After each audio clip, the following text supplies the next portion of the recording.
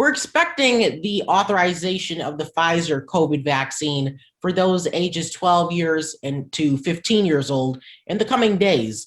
When do you expect that to happen? Yeah. So, I don't, I don't work for the FDA. I can't tell you the exact date. I'm hoping, usually these things happen on Friday. So I'm kind of hoping that it's going to happen this Friday.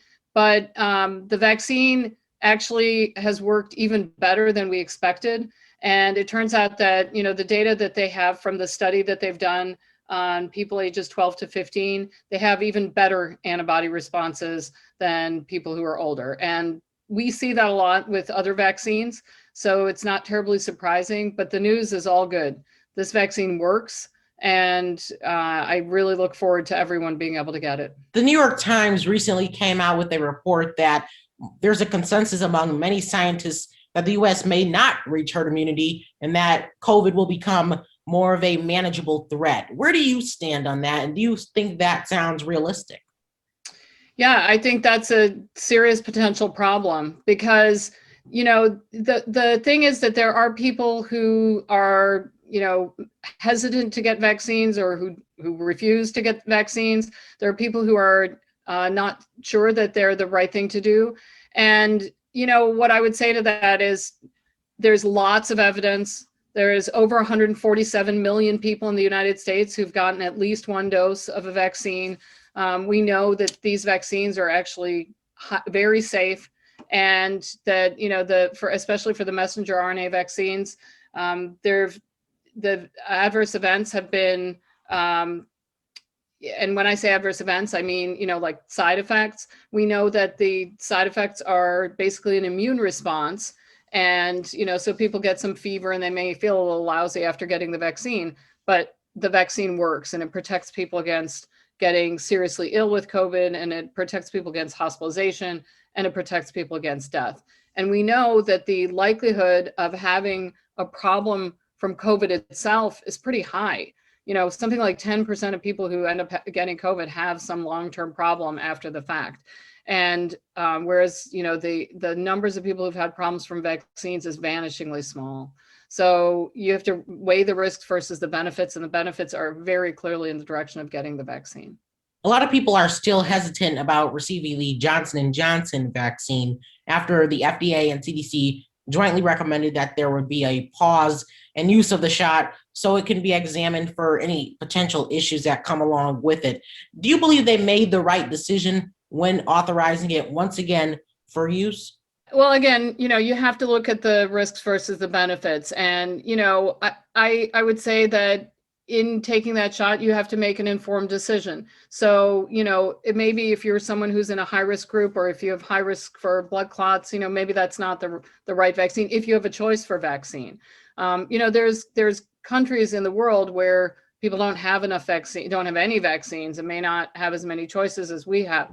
We're very, very fortunate because we actually have some choices. So I would say, yes, the risk versus the benefit is still clearly in the direction of getting a vaccine without question. And they're in the midst of a deadly COVID crisis right now. A lot of people, they don't have oxygen, access to all those vital resources. What do you think the outlook is for India? Do you see there being any potential hope on the horizon? Oh, that's such a difficult question. Obviously I'm not there, so I only know what I'm reading, just like, what you just said. And I think, the difficulty with these types of situations is that the more transmission there is of the virus, the more opportunity there is for variants to occur and for those variants to spread. And so I think the entire world really needs to come together and to try to make an effort to make sure that all countries have vaccination. We can't just vaccinate ourselves. We need to vaccinate everyone. And clearly, if you look like on the Pfizer website, they talk about what they're doing to help that situation, but we need more vaccines for everyone. Here in Toledo and Lucas County in general, there are a lot of people that have been flocking to get the vaccine over to the Lucas County Rec Center and other locations. Is that a sign that we could potentially see some form of normalcy returning here by Memorial Day or into the early summer? I think Memorial Day is, very, very optimistic, probably not by Memorial Day, but I think, things are kind of gradually returning to normal, but completely back to normal, I think it's going to take some time, because for the foreseeable future, coronavirus is going to be with us. And, again, because the entire world has to really become immune before it's no longer a threat, that's a tall order, especially when the rest of the world just doesn't have enough vaccine right now. Fortunately, kids have not gotten sick in the same numbers. And when I say not gotten sick, what I mean is they haven't been as sick. They haven't required hospitalization as much, although obviously we do know of some, very tragic cases. But fortunately, this hasn't primarily affected children. But the problem is that children can transmit to other people. So for schools, it's incredibly important to have kids in that age group who are immune, because, if you just think about sports, and after school activities and that kind of thing, it's very important for kids to be immune. One of the things that I keep hearing from people who come into the hospital with COVID is that older people, that they've stayed in their house for the entire last year, they haven't done anything risky, and they have trouble understanding how they ended up getting sick. And the problem is that people have contact with other people, and so that includes younger people. So again, the more people that we get vaccinated, the better. Thank you so much for your time. Thank you.